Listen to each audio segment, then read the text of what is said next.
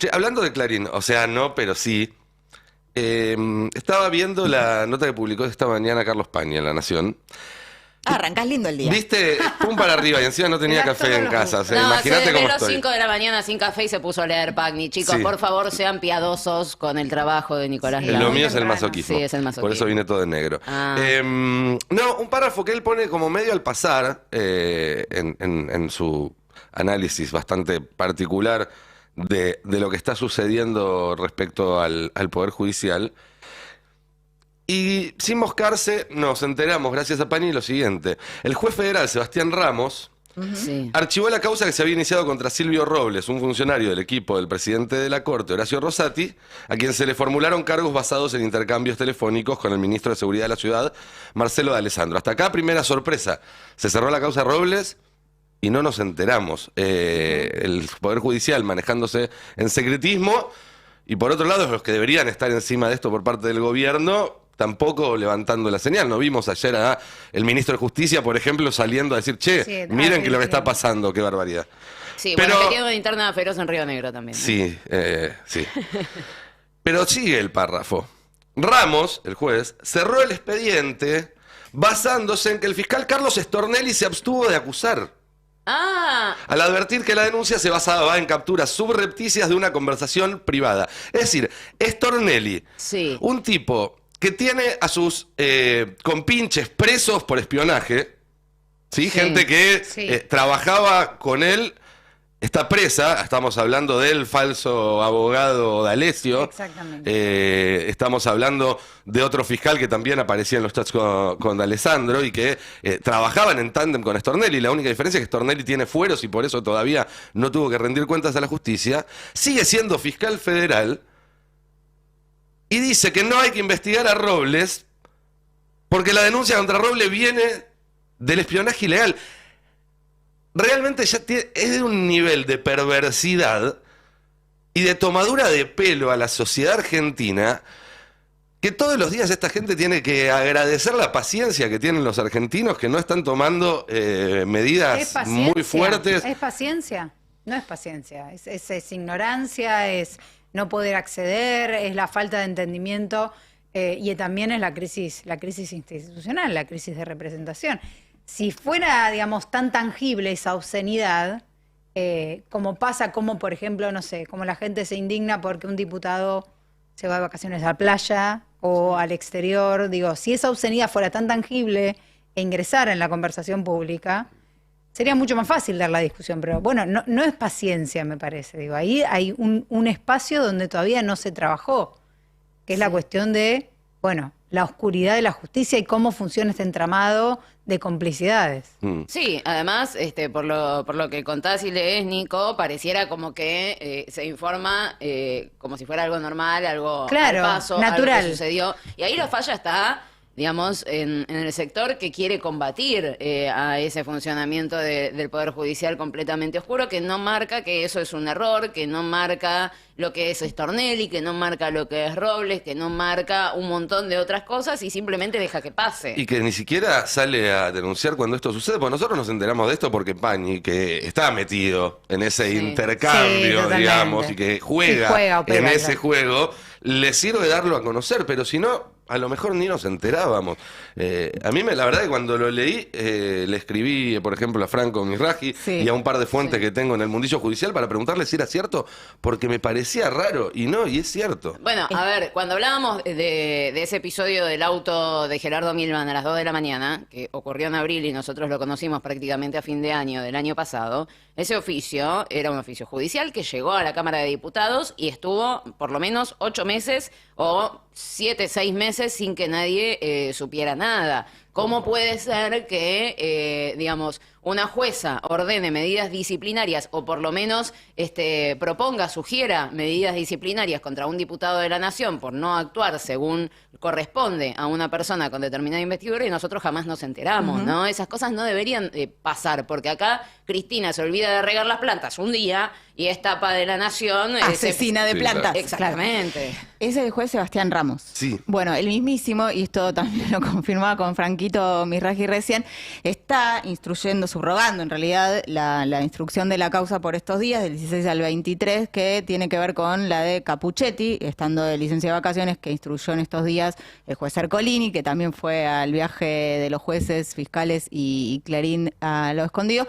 En estos días está a cargo, digamos, de la causa que tiene la jueza Capuchetti por el atentado contra Cristina, el mismísimo juez que acaba de decir esto. Bien, y ya que mencionaste a Ercolini, ayer que se cumplió un nuevo aniversario de la muerte del fiscal Nisman y salió toda la oposición a hablar de un asesinato que no se comprobó. Hicieron y demás. afiche, todo, ¿viste? Y me llamó la atención un mensaje en particular que fue el de D'Alessandro, donde pide respuestas. ¿No? D'Alessandro, el mismo que se tomó licencia, Marcelo D'Alessandro, el ministro de Seguridad que se tomó licencia en el medio del escándalo porque supuestamente tenía que prestarle más atención a su familia. Sí. Tiene un montón de tiempo para tuitear. Y estoy buscando ahí el tuit para leérselos textual. Denme un segundo. Aparte, en un momento en el que le venía bien no aparecer tanto, ¿no? Efectivamente, Sí, que se estaba cuidando. Así es. Bueno, no lo estoy contando, pero básicamente pide que se resuelva el caso. ¿Quién tiene que resolver el caso? Ercolini. Ercolini, que fue con él a Hablado Escondido. El juez que está investigando desde hace 8 años la causa Nisman es Ercolini, que fue con él a Hablado Escondido. ¿A quién le están pidiendo explicaciones, señores? Pero como ya no le puede chatear porque se lo filtraron, le tiene que escribir un tuit. Tiene lógica. No, pero el tuit no tiene un objetivo directo en términos de justicia, porque además saben que si avanza la causa, no va a salir para el lado que ellos pretenden.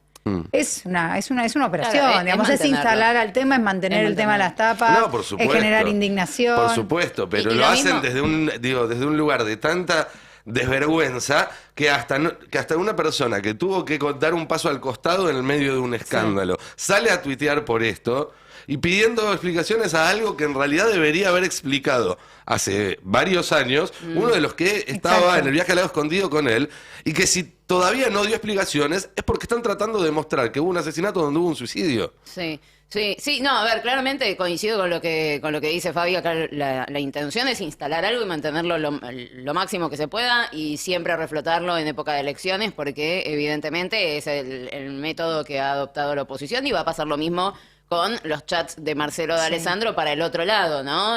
Hablando de espionaje ilegal, culpando al kirchnerismo y demás. Ahora bien, todas estas cosas se hacen por la misma razón. Entiendo que las cosas que hizo Mauricio Macri y todos sus funcionarios durante el gobierno de Cambiemos, por el sentimiento de impunidad. Entonces no importa ya, ¿sí? Puedo mandar mensajes, puedo mandar tweets, en cualquier momento mando una paloma mensajera, y si se le cae el mensaje en el camino no pasa nada, porque se creen eternos.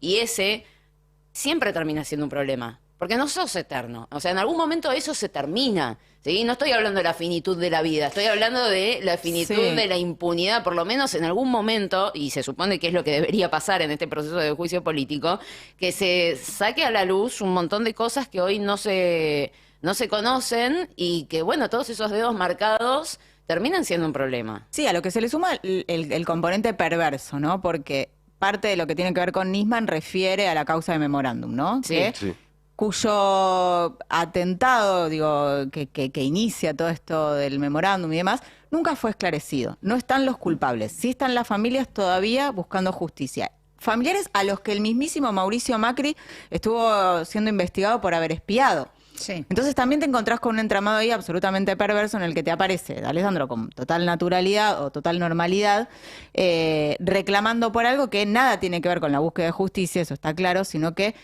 han hecho de los familiares una revictimización. Ese es el círculo de D'Alessandro, ¿no? No sé a quién habrá necesitado ayer devolverle algún favor publicando eso. Pero creo que no tiene que ver con devolver favores, creo que tiene que ver con sostener esta máscara, esta careta política, que es lo mismo que hace que Darío Nieto siga tuiteando indignado ante cualquier escándalo, que ellos como que tratan de mantener la farsa, ¿no? Ponerse... Sí, pero ayer había muchos más para hacerlo y D'Alessandro era mejor que baje la cabeza que la asome. Por Sí, algo pero porrecer. están todos- bueno, pero tiene que ver un poco con la sensación de impunidad, por Sí. un lado. Bueno, ayer Claudia Neira, legisladora porteña del Frente de Todos, que estuvo muy metida con todo el tema de seguridad y sigue estando metida, ella se preguntaba, ¿no?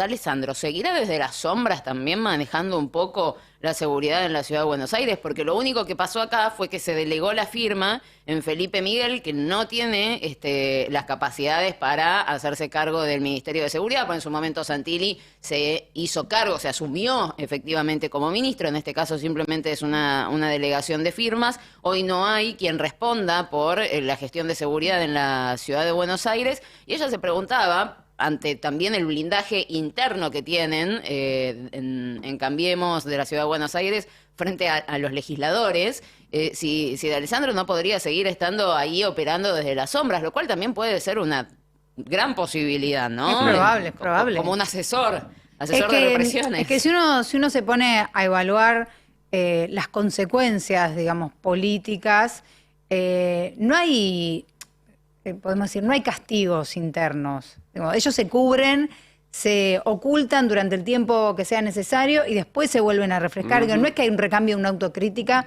porque como justamente el único fin es mantener el poder, sostener este nivel de complicidad, no pueden quebrarse. No pueden dejar a alguien afuera que puede tirar un carpetazo, que tiene información. Digo, el sostén de la mafia es, a pesar del error ajeno, Sí. mantenerse, cuidarse las espaldas porque saben que todos tienen información que quema para los demás.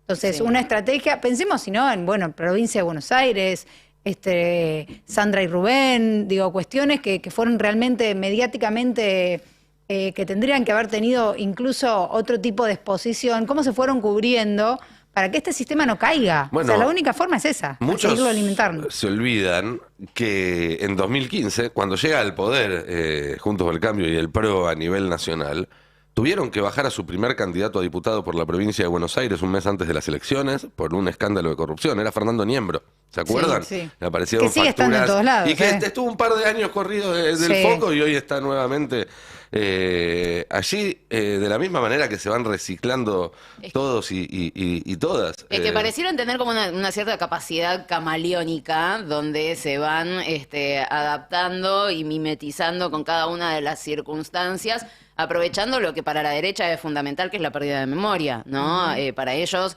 todo lo que sea borrar el pasado y la historicidad les viene genial porque te olvidas de la represión, de las desapariciones, de los secuestros, de el Sí. 1 a 1, de lo de que que fue el gobierno Patricia las Bullrich era muertes, ministra de la claro. Rúa, Del 13%. de que López Murphy tuvo que renunciar en 2 A ver. semanas porque no pudo aplicar un ajuste feroz. Cuando en su momento te decían, nosotros hicimos una encuesta y nos aparecía, esto fue en las elecciones 2021, que López Murphy era una de las caras nuevas de la política argentina, yo la verdad es que no lo podía creer, ¿no? Pero bueno, se reciclan. Sí, y no deja de estar complementado porque tienen el casi monopolio del relato de la historia. Digo, si vos hoy querés ver la historia nuestra y vas a la hemeroteca, te encontrás que la historia son las tapas de Clarín. Sí. Entonces, digo, ahí también tenés, sí, obviamente acá podemos hacer un montón de ruido, pero nuestra potencia no es la de los medios concentrados porque no tenemos los artículos de la ley vigente y cuando existía el artículo vigente, tuviste cautelares sistemáticas del mismo Poder Judicial para el que hoy se pide un juicio político.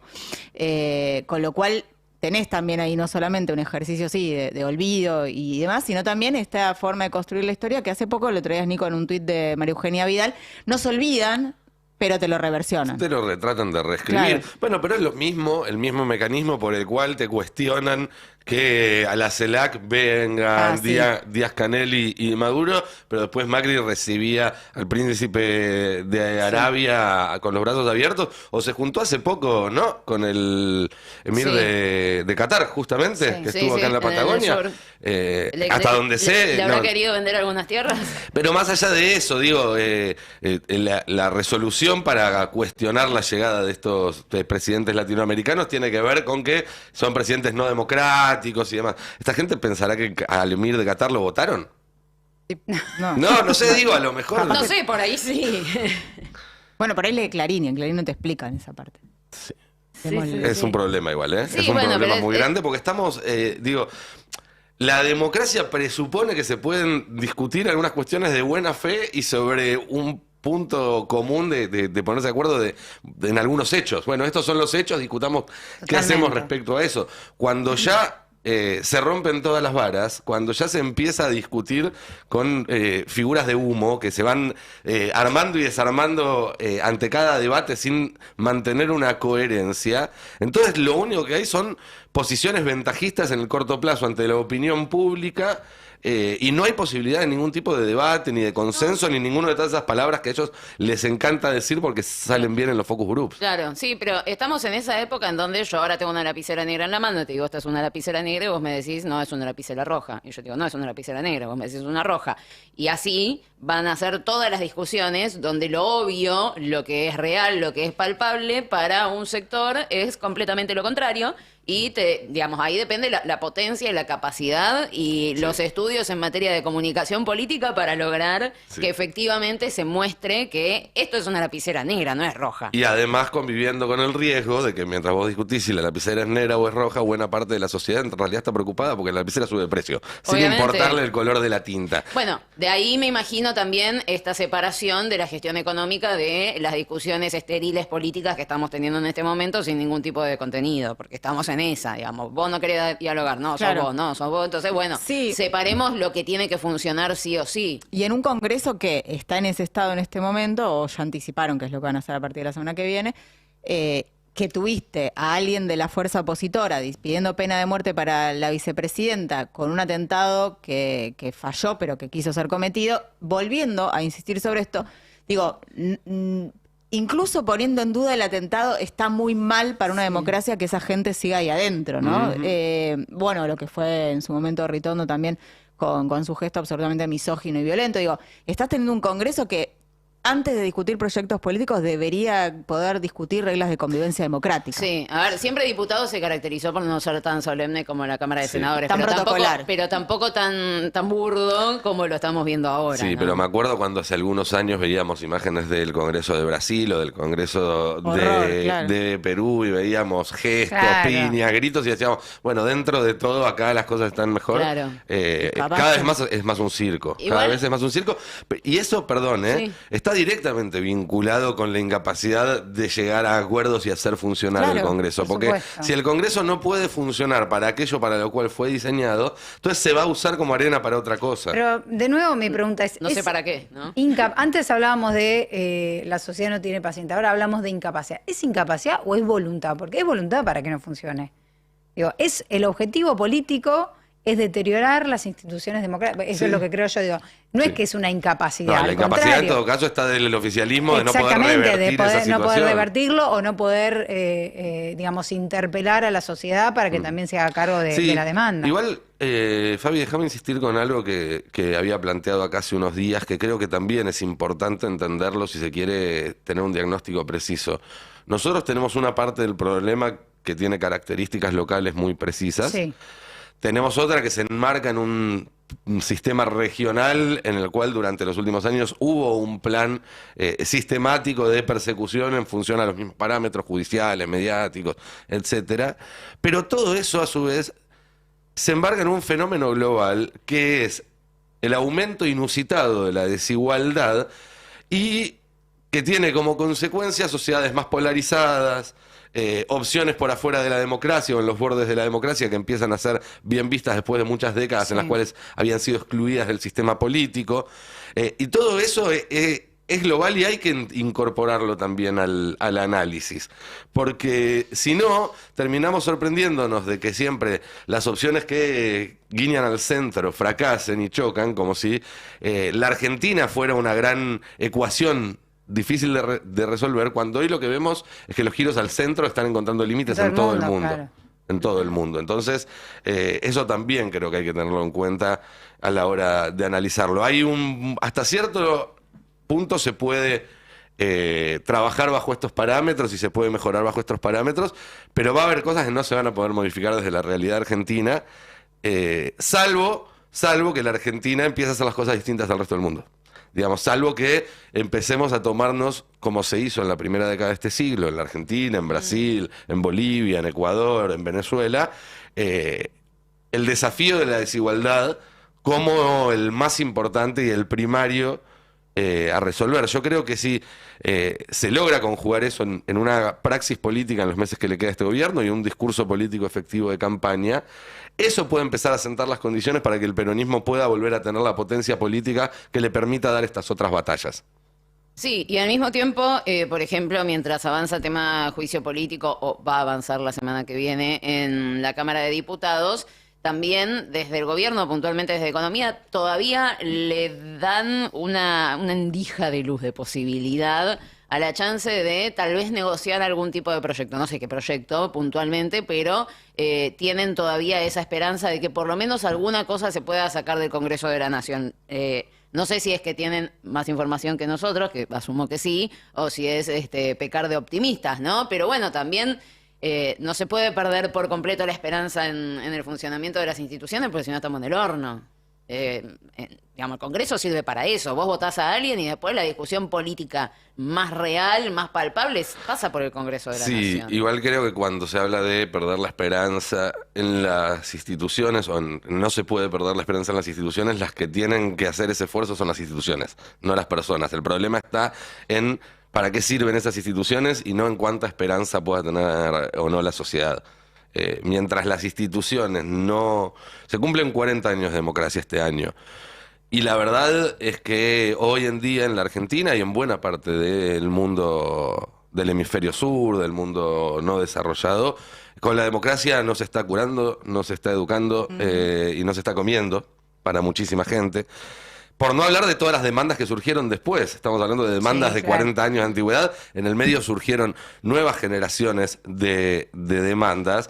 Y entonces ahí el problema está en que la democracia no pudo estar a la altura de las expectativas. Y con esto no estoy diciendo la democracia es mala y no sirve. Lo que estoy diciendo es necesitamos más democracia.